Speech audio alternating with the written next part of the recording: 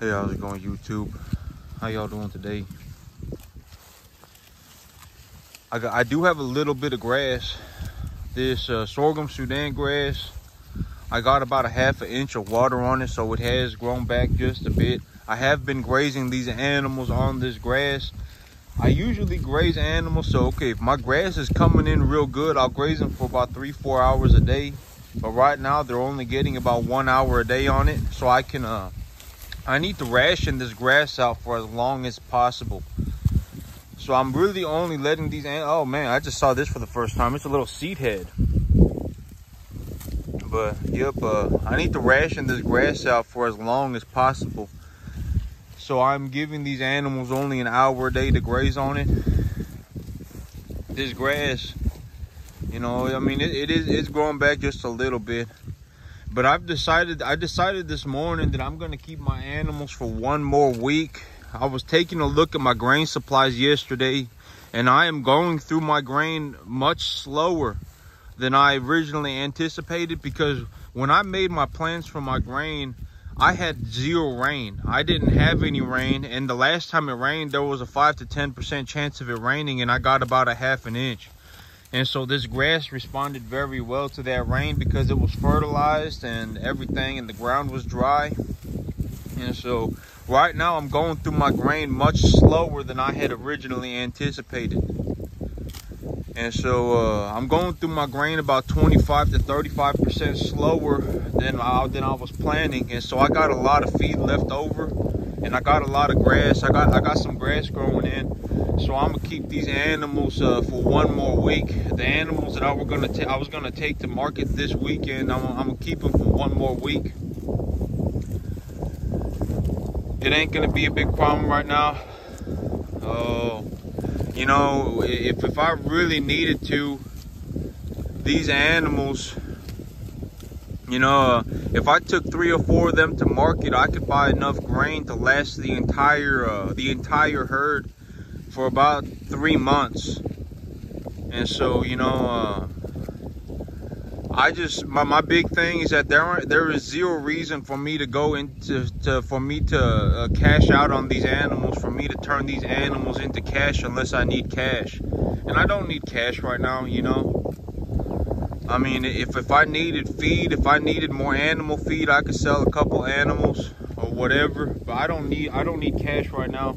You know, and these animals, every day that I keep them, they're worth more. And they're putting on weight with this grass, so I don't really even need, you know, I ran the numbers on grass yesterday because $10 a ton seemed a little low. But this grass, I grow this grass for about $20 a ton. You know, I buy cheap animal feed for about $325 a ton. But when I grow the grass myself, I grow the animal feed for $20 a ton. And so this animal feed, you know, when it comes down to it financially and the quality of the food and everything, you can't beat grass. Grass is the highest quality, cheapest animal feed for cattle on the planet. It just is what it is.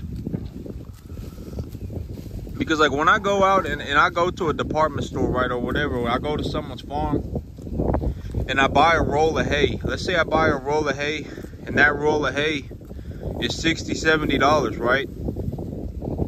If I pay $60, $70 for that 1,000 pounds of hay, only about $5 of that cost is actually the cost of the grass.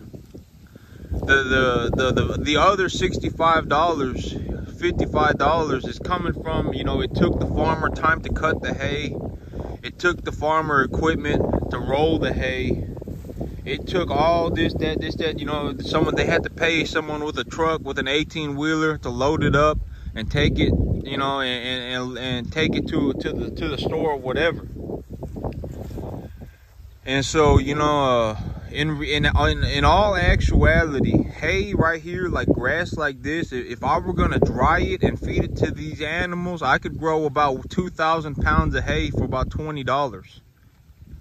And if I were to feed animals on grain, it costs about $300 and $50 a ton. So it's literally a 25, like a 20, not quite 20, but about a 17 fold difference, because 20 times 17 is 340.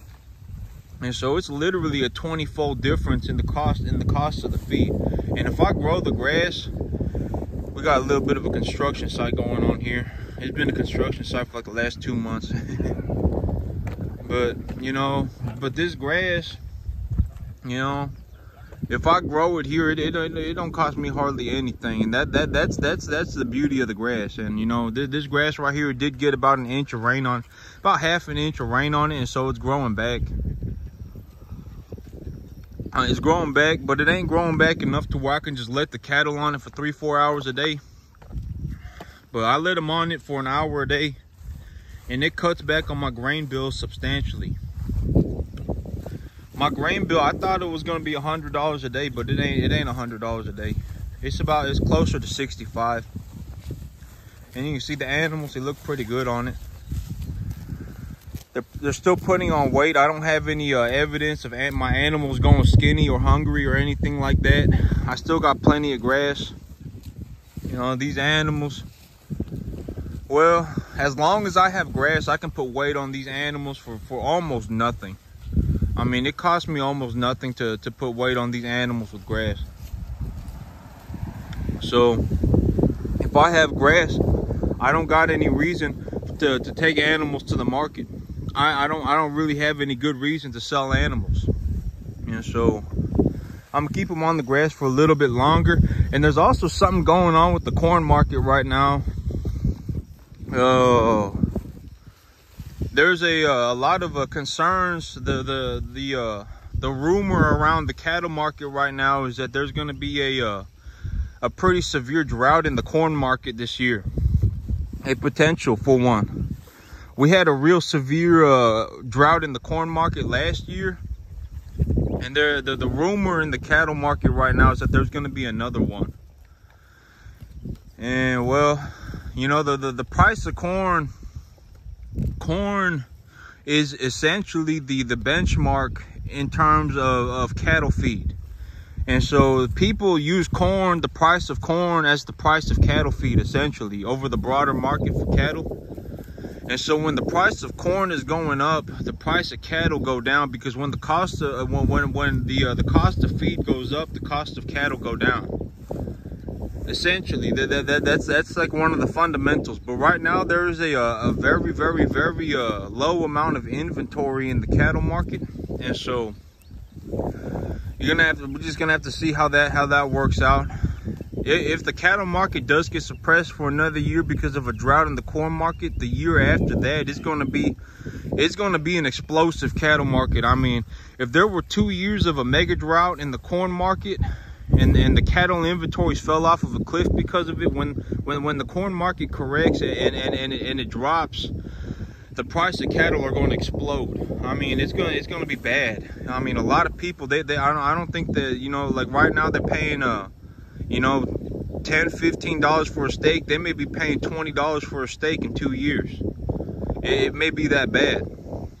And so we'll have to see, because the price of corn, you know, the price of corn, okay, so the price of corn, when the price of corn moves down, what usually happens is that when the price of corn has a momentum downwards, usually the price of cattle go up, with the cow-calf portion of the market going higher. So the spread between the calves, the lightweights, and the heavier cattle will increase as the corn market creates that downwards momentum. But as the corn market starts to bottom out and stabilize in price, the cost of the heavier feeder cattle will go up, and it will close that gap between the calves and the heavier feeders. And so usually that's how the market fundamentals work in terms of cattle feed and the live animals. And so if there's a downwards momentum in the corn market, the price of the cattle will go up, with the spread between the lower weight cattle and the higher weight cattle increasing. And as the corn market starts to bottom out and starts to kind of just the price of feed is just low and it stays low, the price of the heavier weight feeder cattle usually tend to rise. And people, a lot of people, when they sell cattle, it's like everyone sells cattle at the same time and everyone buys cattle at the same time. And so very, very often, if there's a lot of people, like if I end up in a situation this year where there's another drought, around here or in the corn market or whatever, you know, and everyone's trying to sell their cattle, that's a good time to buy. I know that some people have different like, you know, if someone's got 500 cattle and they're running out of water, that's a different story. You know, because if they got 500 cattle and they're running out of water, I mean, good luck with that. I mean, I don't even know how much water it would take to give 500 full-size animals water. But I mean, if they're running out of water, I mean, they may have to sell their animals, or their animals are legitimately going to die in 2 days. But if the cost of feed is going up, I can buy the feed early, or I can grow the grass myself, or whatever, you know. And so the price of feed, I can fiddle fart with. It ain't that big of a deal. In my farm, you know, usually, you know, at most, I'll have, what, 35, 50 animals at a time. And so me giving them water is not a big deal. I can give them water out of a hose spigot, and it only costs me about $45 a month.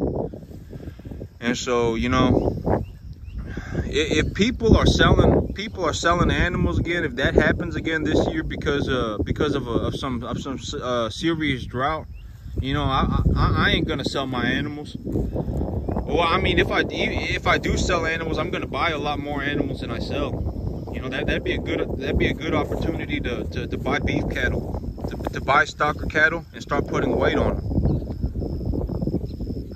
And this sorghum Sudan grass is very, very, very drought tolerant. The grass just kind of sits around until it rains, and then when it rains, it grows. Like the last time I got about a half a foot of rain on this grass, it uniformly grew about 6 inches, maybe even a little bit more. And so I've got enough grass out here to feed these cattle, and I'm rationing it out for them the best I can. Because if I run out of grass, I turn into a situation where the only thing I'm giving them is grain, and if the only thing I'm giving them is grain, it could mess up their digestion. It can mess up their gut. And so, but okay, I've decided that I'm not going to feed these animals the ground up candy bars. You know, I have access to ground up candy bars and ground up cookies that I can feed these livestock, but I ain't going to do that because they told me what they were telling me over at that feed mill is that if I'm going to feed this stuff to the animals, I have to give them grass. I can't just feed them the candy bars. I can't just feed them the candy bars because it's a mixture of candy bars, cookies, potato chips that they've ground up, and then they'll mix it with corn and soybeans. But they told me that I can't just feed it to I can't just feed that to them. I need to feed grass to them. But this other place that I got right now, their grain is a mixture of almonds, alfalfa, corn. What is it? It's a mixture of like it's a mixture. It's like 30-40% corn, and then they mix it with alfalfa, and then they mix it with almond hulls, and I forget exactly what goes into it, but they told me that it's a complete feed replacement. And so if I ran into a situation where it was real bad, like I just had no grass, all my grass was just droughted to death, I could actually just feed them the grain, and I wouldn't have to be worried about my animals getting sick. Because if I feed them the ground up candy bars, if I ever run out of grass and that's the only thing that I'm feeding them, these animals, they're gonna get sick. And so, yep, I've decided that even if I have to pay $20 more per ton for the other stuff, for the alfalfa and the almonds and the corn, I have to pay $20 more per ton. But I'm gonna go with that stuff because, you know, if I ever run into a situation where my grass has just died, I can still keep these animals healthy just by feeding the grain. But yep, that's it for me today, YouTube. I got these animals. They look good. I mean, yesterday I was taking a very close look. I was taking a real close look at them. But another way to tell the conditioning on these animals, you see this animal right here? He looks real good, right? But this animal right here, you can't see his ribs. He just kind of looks like a very stout little fella right here. This one right here, he looks stout. He looks good. Can't see any ribs on him. But also another way to check the conditioning on the animals is to rub my hand across their back like this. And I shouldn't be able to feel the grooves in their spine. I have to press pretty significantly. I have to press pretty hard into this animal's back because there's fat on her back. There's fat between her spine and her back. So this animal right here, I can't feel her spine unless I push down pretty severely. I have to push down pretty hard just to feel the ridge, the grooves in the spine of her back. But that's also a sign that the animals are relatively fat. They're not like obese, but they fat. And so that's very good. Like this animal right here, this is a little guy. I got this guy when he was 6 weeks old because his mama had died. His mama was an old broken mouth cow, and she just fell over dead one day from age. And she had this calf, and he was just walking around. And so this guy, he's about 10, 11 months old. And so he's gonna be on my farm for about 3-4 more months to grow his frame. But this guy right here, when I rub my hand across his back, I can't hardly feel his spine. I have to push down pretty hard to feel the grooves in his spine. And then that's a pretty good indicator that he's got a good bit of fat on him, because there's fat covering his spine. And so, yep.